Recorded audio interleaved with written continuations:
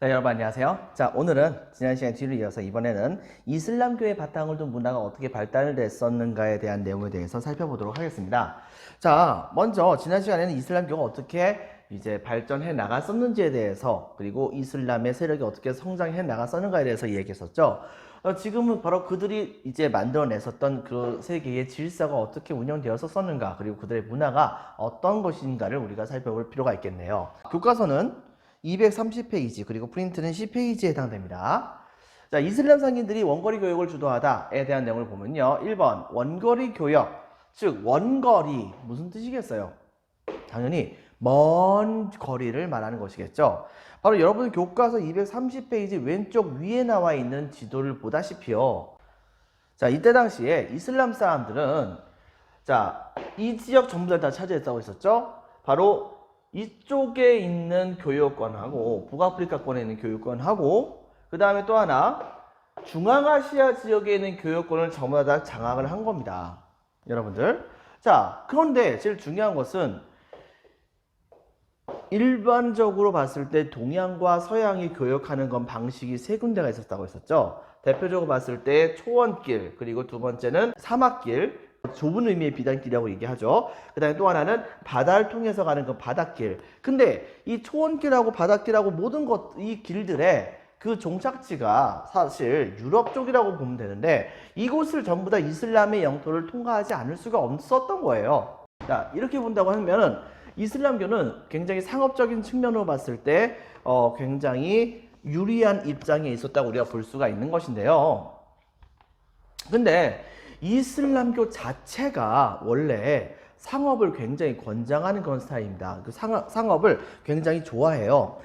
실제로 유교라든가 불교라든가 그 다음에 크리스도교 이런 것들 전부 다는 사실은 상업을 그다지 좋아하지 않습니다. 왜냐? 다른 직업의 경우에는 무엇인가를 생산을 하잖아요. 근데 이때 당시에 바로 이 상업의 경우에는 뭔가를 생산하는 것이 아니고 단순히 물건을 여기에서 다른 데로 옮긴 것에 불과한 것이잖아요. 그러다 보니까는 이 상업에서 얻어지는 이익을 보통은 불로 소득으로 간주하는 그런 경향이 되게 컸습니다. 그런데 이슬람교에서는 이 상인들이 이렇게 중개를 해주는 그런 공급이 있었기 때문에 바로 많은 물건들이 유통이 될 수 있었다고 하는 것 측면에 굉장히 주목을 했고, 제일 중요한 것 중에 하나, 이슬람교가 맨 처음에 등장했었던 그 지역 자체가 이 농업을 할 수 있는 공간이 아니잖아요. 거기다가 또 한 가지 이 무하마드 자체도 사실은 상인 계열에 해당되는 그런 사람이었었고요. 자, 이러다 보니까는 이 이슬람교 자체는 상업을 굉장히 중시해요. 그러다 보니까 자연스럽게 상업을 중심으로 해서 국가가 발전하는 모습을 보여주게 됩니다. 대표적으로 보게 된다고 한다면 바로 이제 교육을 확대한다고 했었죠. 특히 이제 여러분도 알다시피 정복으로 교육을 확대했다. 무슨 말이냐? 이슬람교의 영역, 이슬람 세력의 영역이 굉장히 많이 넓어지게 되는데, 굉장히 많이 넓어진 것은 곧 그것만큼 많은 교육료를 접한다고 하는 것을 의미하는 것이겠죠. 이것 때문에 이미 이렇게 거대한 영역을 차지했었던 이슬람 세력들은 상업으로 발달할 수 있는 충분한 여지를 마련해 놓은 것이라 볼 수 있겠습니다. 그리고 그것을 굉장히 적극적으로 이용했었어요. 바로 각 지역에서 여러 가지 교육의 편의를 봐주기 위한 숙소 같은 것을, 그 다음에 뭐 물품 보관소 이런 것들을 굉장히 잘 만들어주는 모습을 보여줬고요. 이렇게 하다 보니까 이때 당시에 이 교역은 아프리카에서부터 시작을 해가지고 유럽까지도 가고, 그 다음에 인도와 중국과 심지어는 한반도까지도 이들이 오게 되는 모습을 보여주게 됩니다.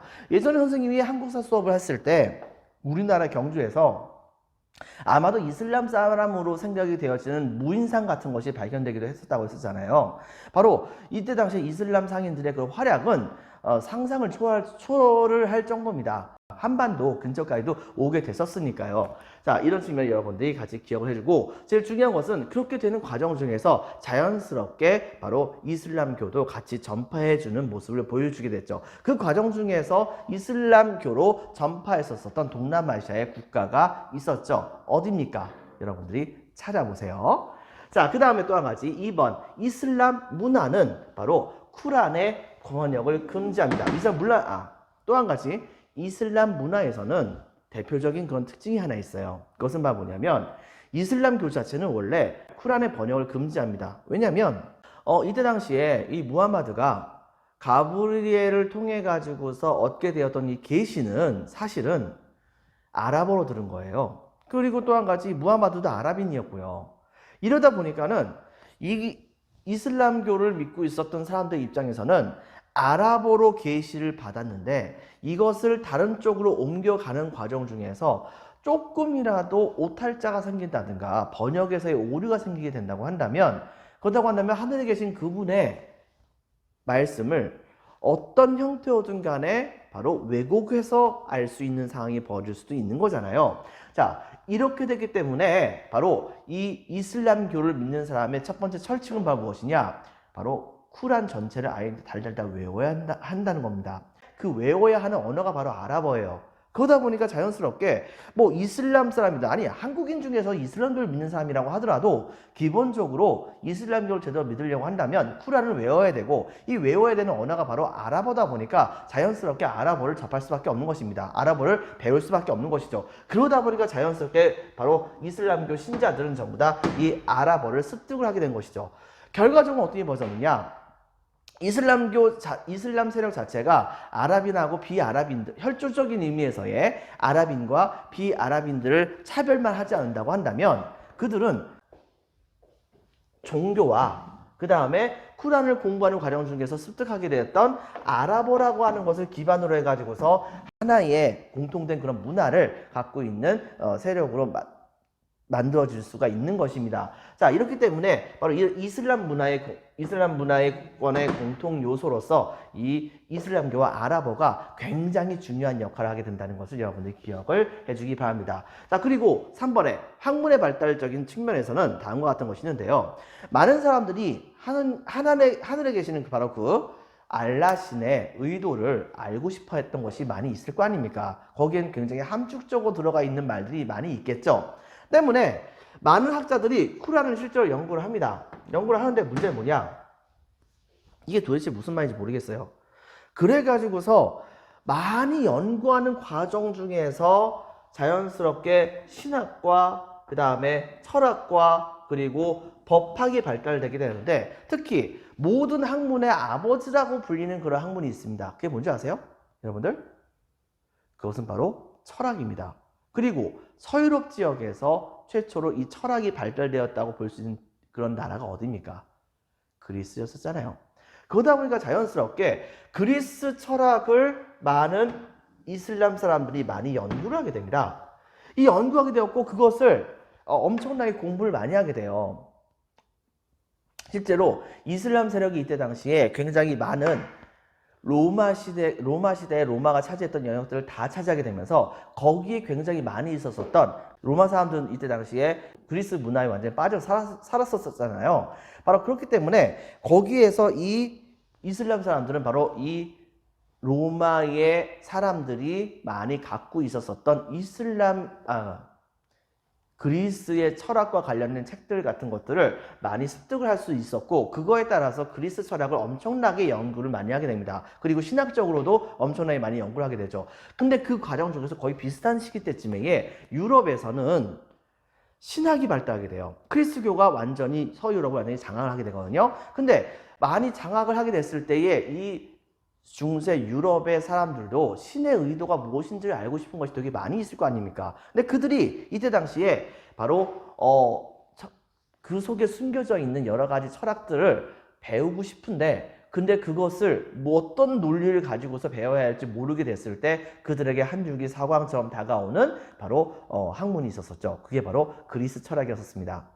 그런데 그 그리스 철학은 서로마가 있었던 지역의 유럽의 국가들이 정착을 하다 보니까 여러분들 알다시피 서로마는 거의 완벽하게 파괴가 됐잖아요.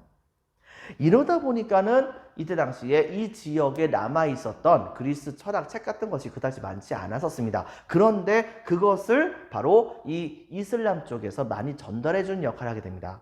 그래가지고 그리스 철학 책들을 이 아랍어로 이제 만들어 놨던 것을 또 이제 이 서유럽 사람들은 그걸 또 이제 그 유럽의 언어로 전부 다 번역을 해가지고서 갖고 오는 그 모습을 보여주게 되겠죠. 그 과정 중에서 자연스럽게 유럽의 대표적인 신학이라 볼 수 있었던 스콜라 철학이라고 하는 철학이 발달을 하게 됩니다. 그리고 이제 문학에선 되게 유명한 사건이 있죠. 바로 아라비안 나이트. 이 아라비안 나이트에서는 이슬람의 한 왕이 너무나도 사랑한 아내가 있었었는데 그 아내가 바람피는 걸 보고서 너무 화가 나가지고서 그녀를 죽이고 나서 그 다음부터는 아주 폭압적인 모습을 보여주게 됐다고 했었죠. 그것은 바로 뭐냐면 매번마다 많은 중요한 예쁜 사람들, 예쁜 여성들, 이런 사람들을 이 왕이 점 찍어 가지고서 그녀와 결혼해 가지고서 하룻밤을 보낸 다음에 그 다음날 그녀를 죽이는 그런 행동을 많이 보였던 거예요. 자, 이렇게 되게 되자 많은 대신들은 그 왕에게 자기 딸을 시집 보내는 것을 엄청나게 꺼렸었었는데 어느 날 어떤 한 대신의 딸이 지목이 됐던 거죠. 그래가지고서 그 대신은 그 딸에게 엄청나게 걱정을 많이 하면서 눈물을 흘리고 있었었는데 오히려 그 딸은 바로 왕의 그 대신에게 자기 아버지에게 걱정하지 마시라고 제가 다 방법이 있다고 얘기를 합니다. 그래가지고서 이때 당시에 바로 다음날 이 딸은 왕과 같이 결혼하게 됐고 그 첫날 밤을 보내게 됐죠. 근데 문제는 뭐냐? 이 첫날 밤을 보낼 때에 이 딸이 왕에게 다음과 같은 이야기를 합니다. 아주 먼 옛날 이집트에서부터 그 다음에 페르시아 그리고 뭐 아라비아 반도 근처에 있었던 여러 가지 민간 신앙과 관련된 이야기들을 아주 정말 맛깔나게 이야기를 만든 거예요. 맛깔나게 이야기를 만들어서 그래서 왕한테 그 얘기 막 한 겁니다. 근데 그 얘기가 너무 재밌는 거예요. 근데 문제는 뭐냐면 너무 재밌다 보니까 거의 이제 밤 새게 생겼어요. 근데 한참 막 얘기를 하다가 완전 클라이막스 정점이 딱 됐을 때 갑자기 이 여성은 왕에게 이야기합니다. 아, 오늘은 너무 피곤해서 안 되겠습니다. 다음 얘기는 내일 이야기할게요 라고 얘기한 거예요. 근데 문제는 뭐냐? 왕은 그 다음 얘기가 너무 궁금했거든요. 근데 내일 이 여자를 죽이려고 했는데 이야기가 너무 궁금한 거예요. 아, 어떡하지? 어떡하지? 하다가 그래, 그럼 하루만 더 살려보자 라고 해가지고서 그 다음 얘기를 들었던 겁니다. 그리고 그 클라이막스에 해당하는 그 얘기는 거기서 끝나게 됐죠. 하지만 그 다음에 또 다른 얘기를 또 해주는 거예요. 그러니까 이 왕은 그 얘기를 듣고서 계속 있다가 그러다가 이 얘기가 또 클라이막스까지 딱 올라가게 됐을 때 그때에 다음날 또 얘기하죠. 뭐 이렇게 얘기한 거예요. 그런 식으로 해가지고 무려 1000일 동안이나 이 얘기를 한 거죠. 응? 여러분들 이렇게 되다 보니까 이때 당시에 이제는 이 왕은 이 여성의 그런 이야기가 없이는 잠도 못 자게 되는 상황이 됐었어요. 그리고 그런 상황이 됐을 때 드디어 왕은 깨닫게 되죠. 아, 내가 지금 너무나도 많은 여성들을 그렇게 죽이게 됐구나. 내가 잘못했구나 라고 생각을 해가지고서 그 다음에는 그 여성이 더 이상 이야기를 하지 않게 됐다고 하더라도 그 여성을 죽이지 않고 자신의 정식 왕비로서 잘 살게 되었다는 되게 유명한 이야기가 있습니다. 그것이 바로 여기 보이는 이 아라비안 나이트라고 하는 내용의 이야기라 볼 수 있어요. 그 배경되는 그런 이야기라 볼 수 있어요. 그래서 이것을 다른 말로는 또 뭐라고 부르냐면 1000일 동안 밤에 이야기가 되어 있었던 바로 이야기들이라 해서 천일야화라고 얘기를 하기도 하죠. 그 다음에 역사적인 측면에서는 바로 무함마드와 그 다음에 순교자의 일생을 정리하는 모습을 보여줬죠. 약간 좀 종교적인 색채가 되게 강하죠.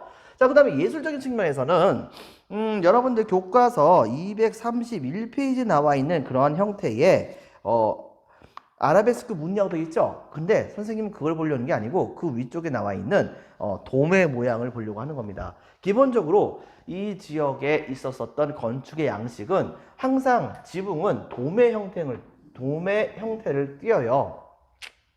둥근건 형태를 띄게 되죠. 그리고 항상 사원을 만들면 사원의 양쪽에다가는 뭘 세우냐면 뾰족뾰족한 첨탑 같은 것을 세웁니다. 그래가지고서 돔이 있지만 그 옆에는 이렇게 뾰족하게 채워지는 그런 첨탑 같은 것이 있는 모습을 실제로 보여주기도 한다는 것을 여러분들이 기억을 해주기 바랍니다. 바로 이제 그런 뾰족뾰족한 그런 첨탑 같은 걸 보려고 한다면 여러분들 교과서 269페이지에 나와 있는 술탄 아흐메드 모스크의 내부라고 하는 거 있죠? 그 내부 말고 그 오른쪽에 있는 그 외부를 한번 보세요. 그러면 그 안에 돔 모양의 그런 건축물이 있는데 그 옆쪽에 뾰족뾰족한 첨탑이 있는 이슬람의 사원의 모습을 우리가 찾아볼 수가 있을 것입니다. 바로 이런 형태가 있다는 것을 여러분 같이 기억을 해주기 바라고요. 자, 그 다음에 또 한 가지, 이 첨탑 이외에도 아라베스크 무늬를 이제 띄는 것이 있었어요. 즉, 이때 당시에 이 이슬람교는 이 교리를 무조건 따르려고 하는 모습을 많이 보여줘요. 그리고 그 교리 중에 하나는 우상을 절대 숭배하지 말라는 것 말이거든요. 그러다 보니까 그림 같은 걸 그린다고 하더라도 웬만하면 우상이 될 수 있는 존재들은 항상 그리질 않았어요. 예를 들면 이슬람교를 세운 사람이 누굽니까? 바로 무하마드죠, 여러분들. 근데 무하마드의 일생을 정리하는 그림을 그린다고 하더라도 항상 무하마드의 얼굴은 빼놓고서 그렸어요. 자, 이렇게 확실하게 우상을 금지하려고 하는 모습을 보여주게 되자 무하마드는 사실상 신이 아니라 신의 예언자인 거잖아요. 그러니까 이슬람교도 사람들은 전부 다 이 무하마드를 신이 아닌 신의 예언자로서 대우를 하면서 그를 우상화하지 않기 위해서 그렇게 얼굴 모양을 뺀 겁니다. 그리고 바로 그런 것 때문에 많은 부분에서 많은 그림이라든가 이런 것들을 그리거나 했을 때 우상거리가 될 수 있을 것 같은 그런 형상 같은 것들은 아예 그리지 않는 모습을 보여줍니다. 하지만 뭔가 장식을 하고 싶잖아요. 그러다 보니까 이때 당시에 바로 식물이라든가 도형이라든가 그 다음에 문자의 모양을 굉장히 이제 추상화시켜 가지고서 그래서 바로 일종의 특별한 문양을 만들게 됩니다. 여러분들은 프린트 11페이지에 보면 거기 보이는 그런 문양 있죠? 그 다음에 교과서 231페이지에 나와 있는 아라베스크 문이 보일 겁니다. 이것이 무슨 사람의 모습이라든가 동물의 모습이라든가 이런 게 있나요?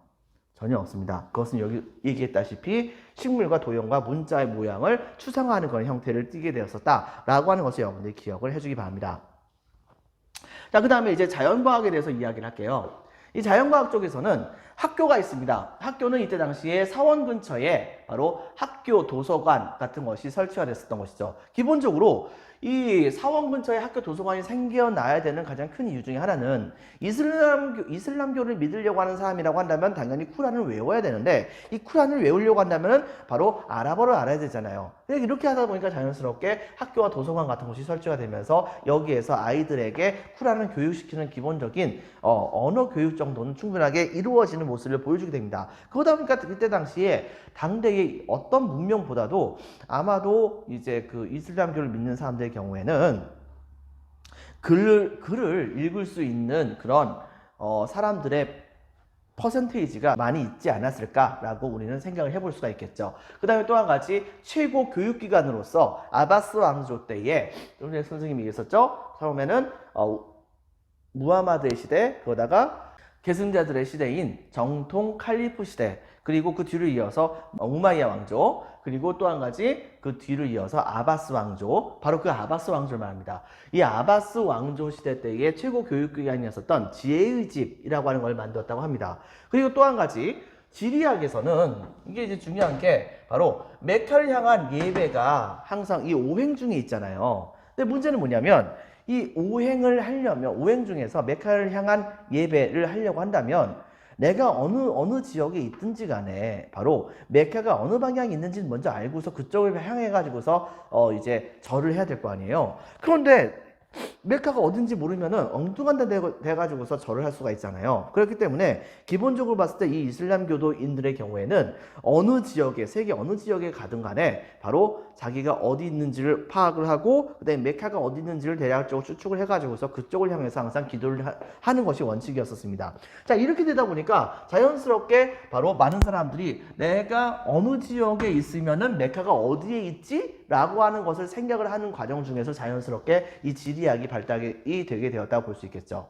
자, 그 다음에 또 한 가지는 일생 동안 반드시 한 번은 성지를 순례를 해야 된다고 하잖아요. 그러다 보니까 자연스럽게 그 과정 중에서 성지 순례를 하는 과정 중에서 이제 성지가 어디 있는지를 찾으러 가다 보니까 역시 지리학이 발달할 수밖에 없었던 것입니다. 물론 바로 이슬람 사람들은 상업을 매우 중요시 여겼고 이 상업을 하려고 한다면 돌아다녀야 되잖아요. 그러다 보니까 어디가 어디에 붙어 있는지 알아야 되다 보니까 자연스럽게 교육을 위해서 바로 이 지리학이 연구가 되게 되었던 것이죠. 그 결과 나중에 가서는 여러 군데에 갖춰서 바로 이 지도가 제작이 되기도 했고요. 심지어는 바로 지구의 둘레를 실질적으로 측정하는 그런 사람들까지 등장하기도 했었던 것이라고 우리는 찾아볼 수가 있겠습니다. 자, 의학적인 측면에서는 굉장히 유명한 얘기가 있어요. 여러분들. 어떤 한 지역이 있습니다. 유럽이었었어요. 유럽의 한 지역이었는데 이 지역에는 되게 독특하게도 이슬람 사람들하고 그리스도교인들이 같이 살고 있는 그런 지역이었습니다. 근데 그 지역에 어떤 한 기사가 전쟁터에 나갔다가 상처를 입었는데 그만 거기에서 봉화지겸이라고 하는 그런 병에 걸린 거예요. 봉화지겸 같은 병에 걸린 거예요. 이게 특징적인 것이 바로 뭐가 있냐면 이 상처가 잘못 곪아버리면은 이 상처 속으로 바로 고름이 가득 차가지고서 이 살이 전부 다 썩어가면서 그것이 전부 다 고름으로 변하는 굉장히 무서운 병이에요. 그렇기 때문에 근데 이것은 실제로 치료를 제대로 할 수 있는 건 부분이 있는 것인데 근데 문제가 뭐가 있냐면 이때 당시에 이 병에 걸려가지고서 한쪽 다리에 이 병이 걸렸었던 바로 이 기사는 당시에 바로 이 병을 고치기 위해서 그리스도교를 믿고 있었던 그리스도교 서유럽의 의사를 찾아가게 됩니다. 바로 의사에게 나의 다리를 고쳐달라고 얘기했었죠. 근데 그 의사가 뭐라고 얘기했는 줄 알아요? 바로 이렇게 얘기합니다. 당신의 다리는 잘라야 됩니다. 왜? 당신의 다리에 악마가 들어있어. 이 악마가 깃들어 있는 당신의 다리를 자르지 않으면은 당신 죽게 될 거야. 뭐 이렇게 얘기하는 거예요. 그러니까 이때 당시 이 기사는 깜짝 놀랐잖아요. 내 다리에 악마가 깃들다니. 그렇다고 한다면 자르는 게 낫죠. 근데 문제는 뭐냐? 좀 의심이 드는 거예요. 진짜 다리에 악마가 있을까요? 여러분들? 그런데 혹시나 하는 마음에 자기가 그리스도교인이긴 하지만 혹시나 하는 마음에 바로 이 사람은 이슬람교를 믿고 있었던 이슬람교 계통에 해당하는 의사를 찾아갑니다. 그래서 그 사람한테 가가지고서 이렇게 다리가 아픈데 어떻게 할까요? 라고 딱 얘기했을 때 이때 당시에 이 의사는 피식 웃으면서 여기 앉으라고 하고 바로 그 상처를 절개를 한 다음에 그 다음에 그 속에 있는 고름을 다 닦아냅니다. 그럼 이제 그 안에 다 썩었던 부분이 다 없어지게 되니까 거기 커다란 구멍이 있겠죠? 근데 그 부분을 뭐 알코올 같은 걸로 제일 소독을 하고 그 다음에 이것을 바로 열심히 봉합을 해요. 봉합을 하고 그 다음에 약 같은 걸 줘가지고서 연고와 약 같은 걸 줘가지고서 여기를 아물게 합니다. 이때 당시에 바로 이 기사는 의사에게 아니 서유럽 쪽에 있는 의사는 이것을 낫게 하려면 다리를 잘라야 한다는데요? 라고 얘기를 했는데 그때 당시에 그 이슬람교 쪽에서의 의사는 피식 웃으면서 그렇다고 한다면 다리 잘라보시지요. 뭐 이렇게 얘기를 했답니다. 결과적으로 그 기사는 실제로 그 병이 나았죠. 여러분들 바로 그런 상황이 될 정도로 당시에 이슬람의 의학과 그 다음에 서유럽의 의학의 격차는 엄청난 수준이었었습니다. 때문에 제일 중요한 것은 이 이슬람교를 믿고 있었던 세력 자체가 바로 그리스와 로마의 문화를 그대로 수용했었던 그런 측면이 있었어요. 기억나는지 모르겠는데 여러분들 이집트 지역 같은 경우는 지금 이슬람교를 믿고 있는 사람들이 전부 다 장악을 하고 있잖아요. 근데 이집트 지역에는 바로 의학, 해부학 이런 게 발달했다고 했었잖아요. 미이라 만들면서요. 거기에다가 이때 당시에 이 고대 그리스 로마의 이제 그 의학 같은 것이 같이 전파가 되는 그런 측면이 있게 되면서 결과적으로 어떤 일이 벌어지게 되느냐, 바로 이 이슬람 쪽에서는 사람의 몸을 되게 과학적으로 바라보는 기본적인 개념 같은 것이 정착이 되었다고도 우리가 볼 수가 있겠습니다.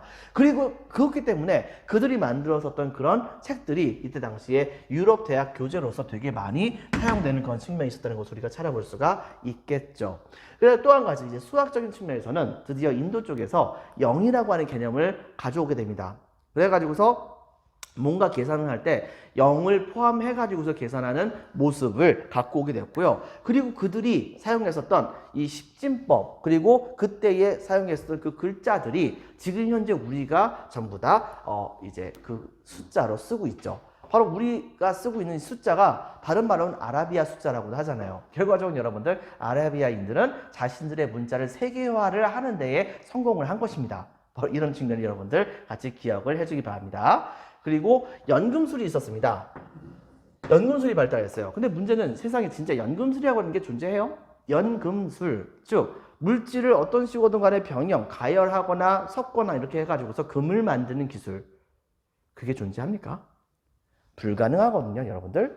불가능하긴 한데 문제는 당시에 금이 많이 필요했던 많은 사람들은 이 연금술을 통해 가지고서 금을 합성하려고 하는 노력을 되게 많이 하게 됩니다. 근데 그 과정 중에서 각종 화학 실험을 많이 하게 됐었죠. 그리고 화학 실험을 하다 보니까 바로 여러 가지 액체 상태라든가 고체 상태라든가 기체 상태의 바로 물질들을 다루어야 하기 때문에 현재 우리가 알고 있는 굉장히 많은 종류에 해당하는 실험실 도구들과 그 다음에 각각의 물질들의 이름이 붙여지기 시작을 했고 그런 기구들이 만들어지기 시작을 하게 됩니다.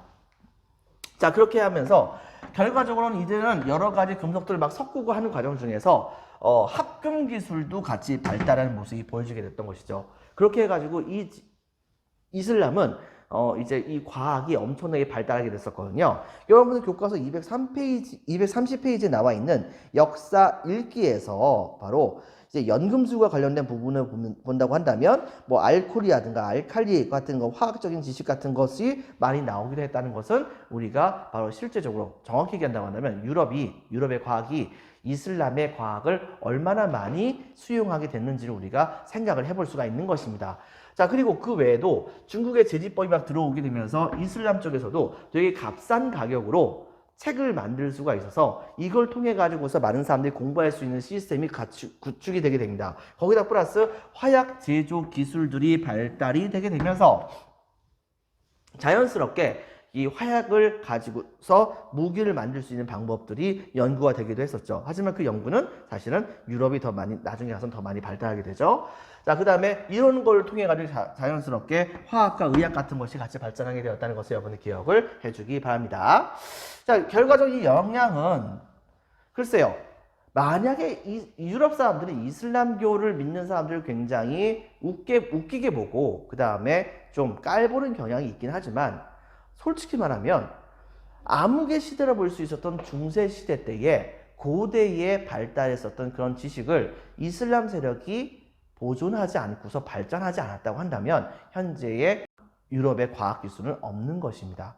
때문에 바로 이 이슬람의 과학 기술과 문화들은 우리가 절대 잊어서는 안 되는 것이라 볼 수 있겠죠. 바로 유럽 근대 과학 발전에 커다랗게 기여를 했다라고 하는 측면을 여러분들이 반드시 기억을 해주기 바랍니다.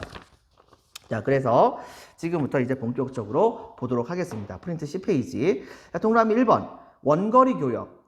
자, 원거리 교역의 발전. 동그라미 1번. 자, 이슬람교의 상업활동 권장. 그다음에 동그라미 2번.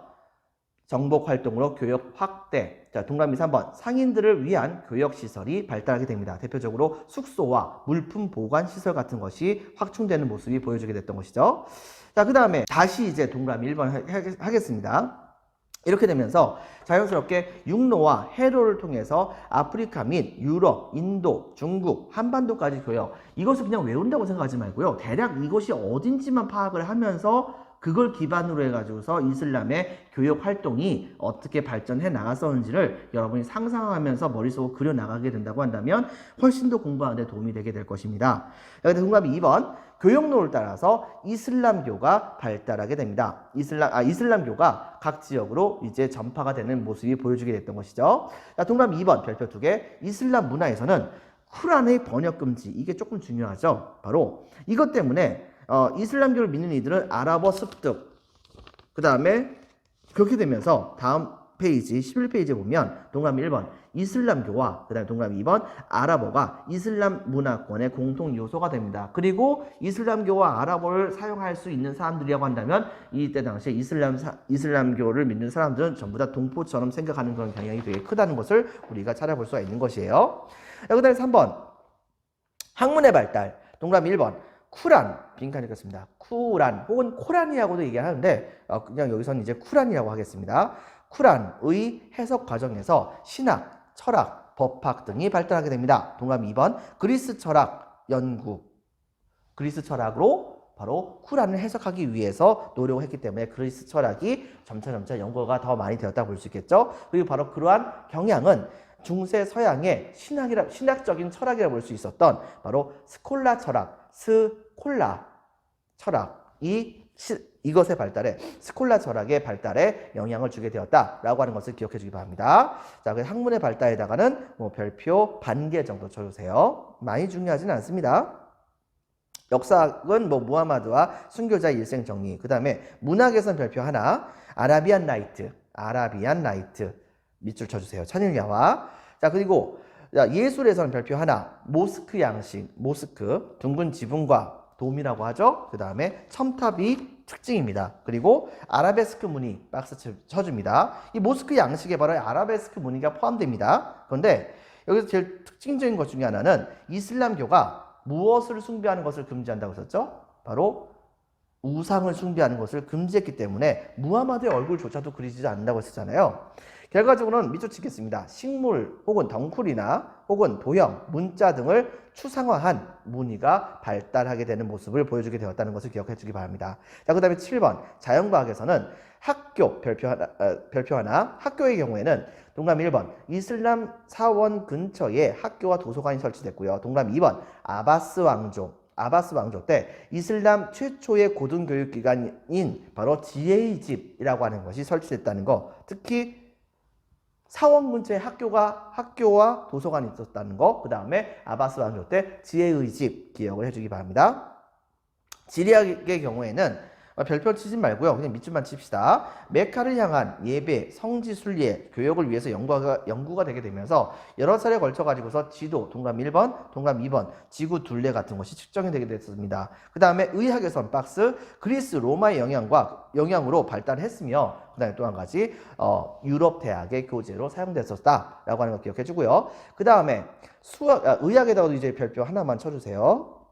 그 다음에 별표 하나, 수학.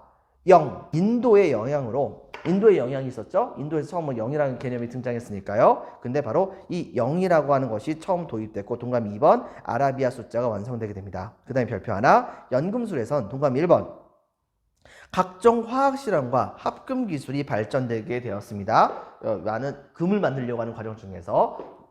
그리고 동그라미 2번 중국의 제지법과 그 다음에 화약 제조술이 도입되게 되었다. 이것은 결과적으로는 화학과 그 다음에 의학 발달에 커다란 영향을 끼치게 됩니다.